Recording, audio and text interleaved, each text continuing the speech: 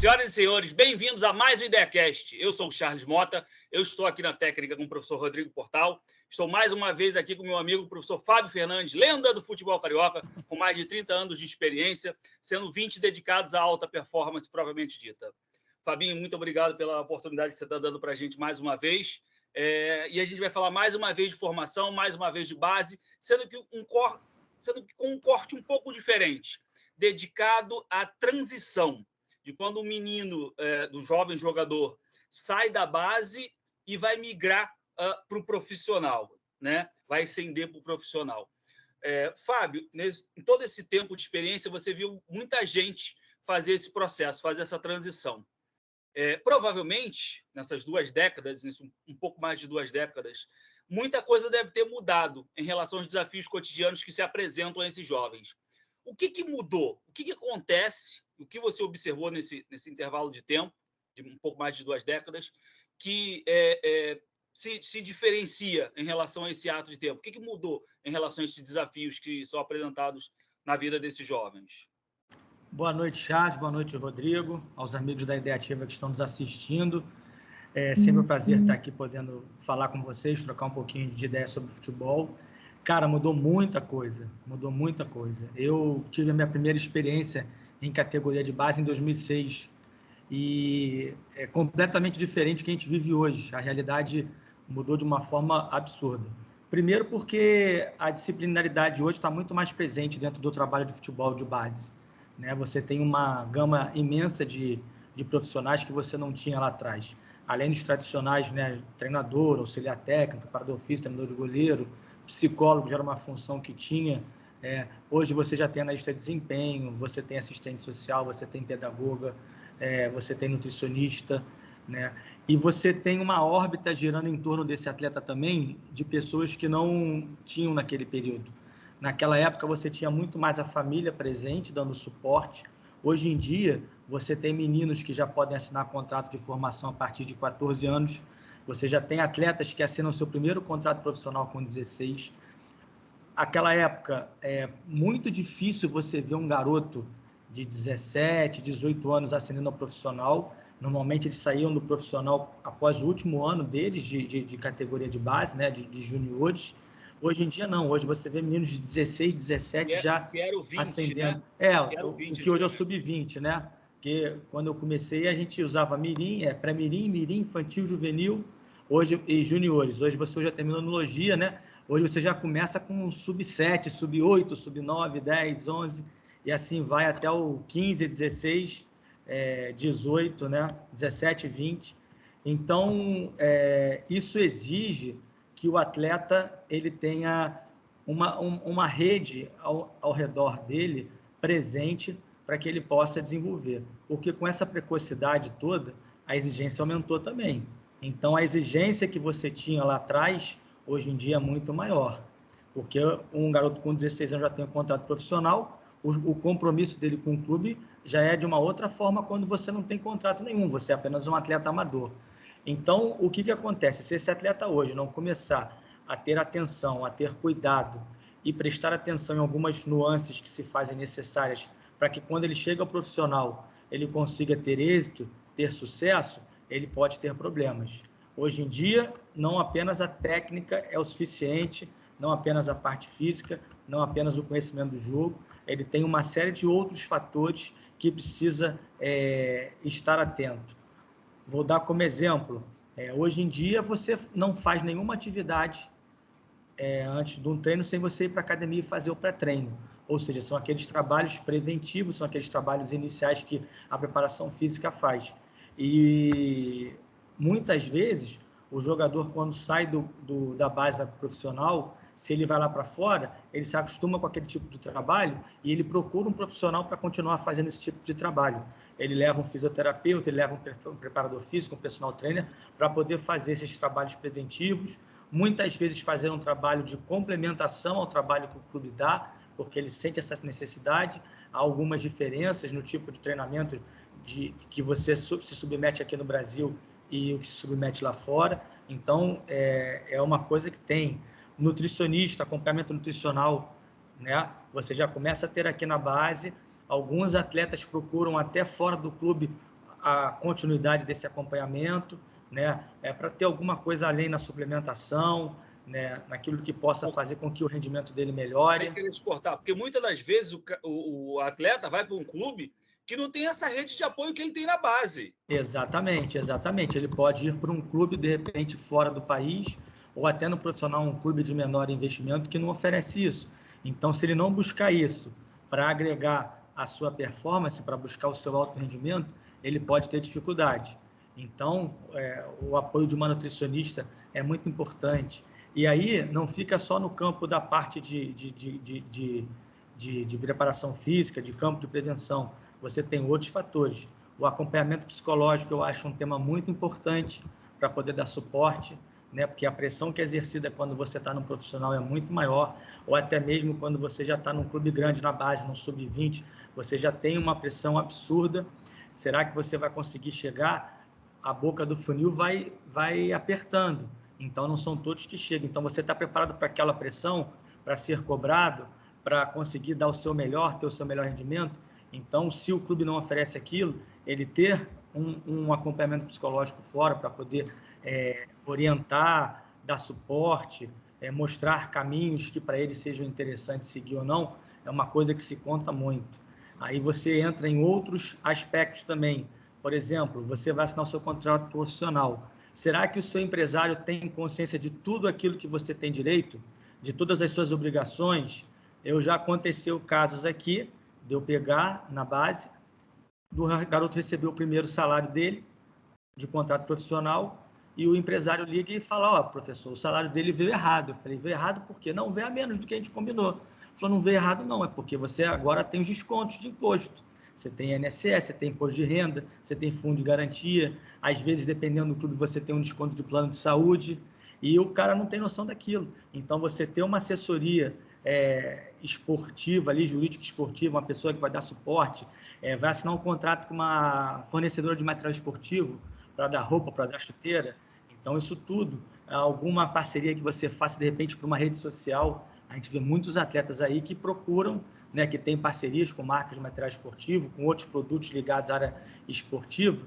Então, assessoria jurídica é muito importante disso. E muito cedo, os meninos assinam um contrato e eles já ganham uma quantia considerável. E o que você vai fazer com esse dinheiro? Você vai torrar tudo? Você vai comprar um carro? Você vai comprar um apartamento? Então, o que a gente aconselha? Exatamente. Um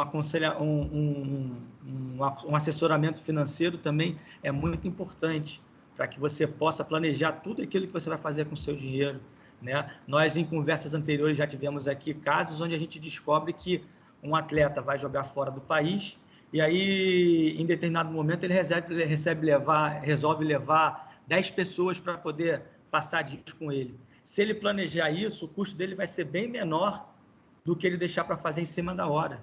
Então, de repente, o cara vai ter uma economia aí, vamos dar um chute assim, de 200, 300 mil em passagem aérea, né? Se ele planejar isso, ao invés... Ele já sabe que vai levar no final do ano, para passar Natal, Ano Novo, se ele comprar em junho, julho, tem um custo-benefício muito melhor se ele comprar em dezembro.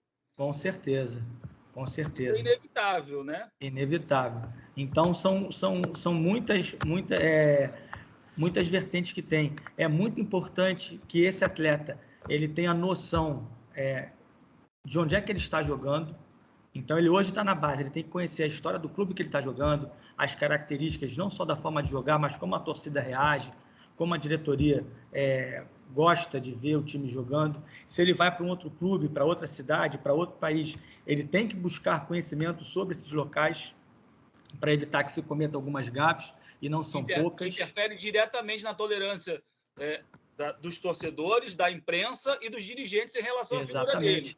Isso impacta a carreira dele, né? A gente tem um caso clássico que já foi falado pelo Michel Bastos, né? Quando ele foi jogar na Roma, e aí deram uma faixa para ele que estava xingando a Lazio, que é a principal rival. Ele não sabia o que colocaram na mão dele, ele estava crente que estava arrasando. Quando ele levantou a faixa, os caras tomaram a faixa na mão dele. Tem podcast, né? No YouTube, se procurar, você vai encontrar ele contando isso. E são gafes assim que você pode evitar se for bem assessorado, se tiver pessoas ali orientando, falando. Então, Charles, mudou Podia muito. deixar a família dele em risco, né? Exatamente, exatamente, né? A gente tem casos aí de extremismos em relação a algumas torcidas organizadas que você tem que ter muito cuidado e saber onde é que você corre maior risco ou não. Então, são muitas coisas que mudaram, né? De coisa de 10 anos para cá, ainda estão em constante evolução. Então, hoje, mais do que nunca, aquele atleta que consegue ter uma rede de apoio ao redor dele em todas essas áreas que eu comentei aqui, ele com certeza tem uma chance muito maior de obter êxito, de ter sucesso na carreira dele, ou aqui no próprio país, ou principalmente no exterior, quando essas necessidades aumentam.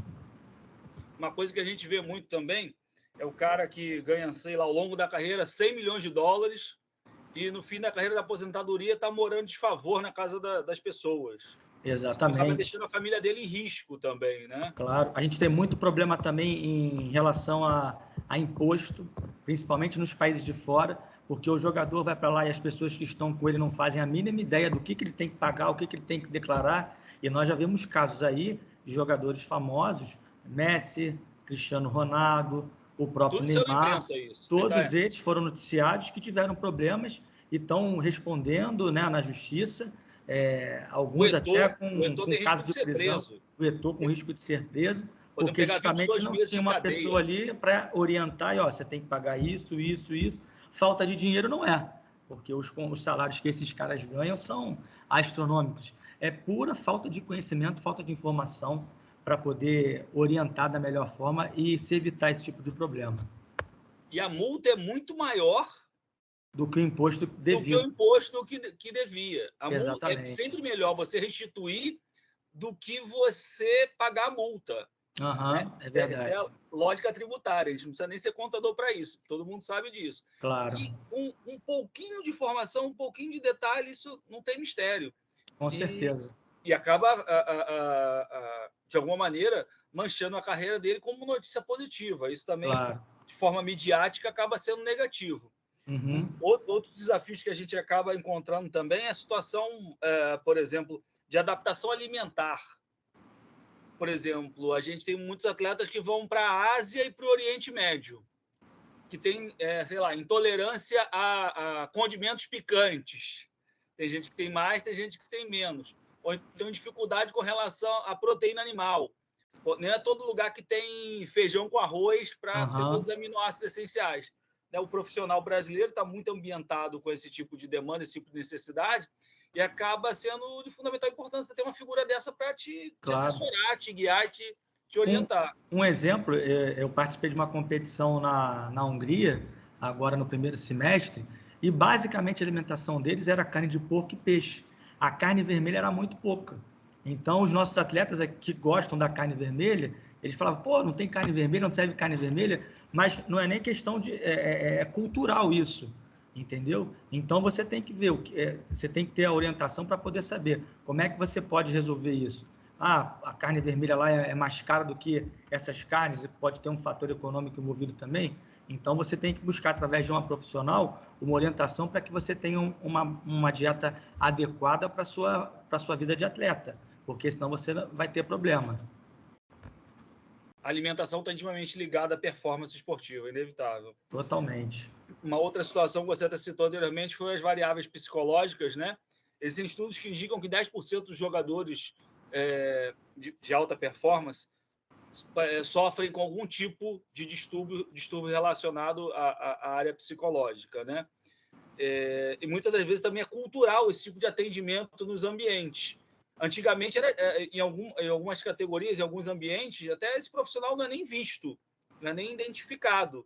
Então, como a gente falou aqui, talvez ele encontre uma estrutura, uma rede de apoio que não é igual a que tem na base, né? Uhum, com Então, certeza. se preparar, se adequar em relação a isso, tem um custo-benefício muito alto, que vai acabar impactando diretamente no cotidiano dele.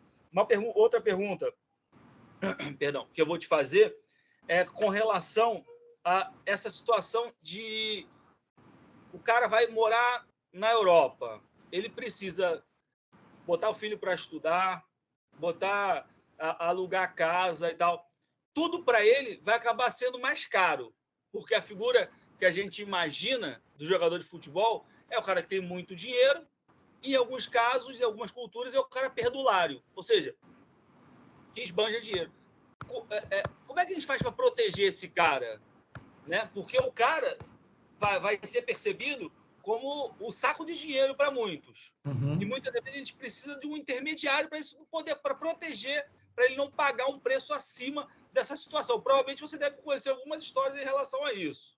Não, com certeza. A gente sabe de atletas que vão e aí os caras descobrem que o cara é jogador, eles cobram 3, 4 vezes a mais o valor que seria cobrado para alugar um apartamento, ou até mesmo para comprar. E isso aí acaba trazendo um prejuízo que o cara, naquele momento ali, não sente. Mas se você for avaliar, for ver, ele pode causar um impacto grande dentro do orçamento dele.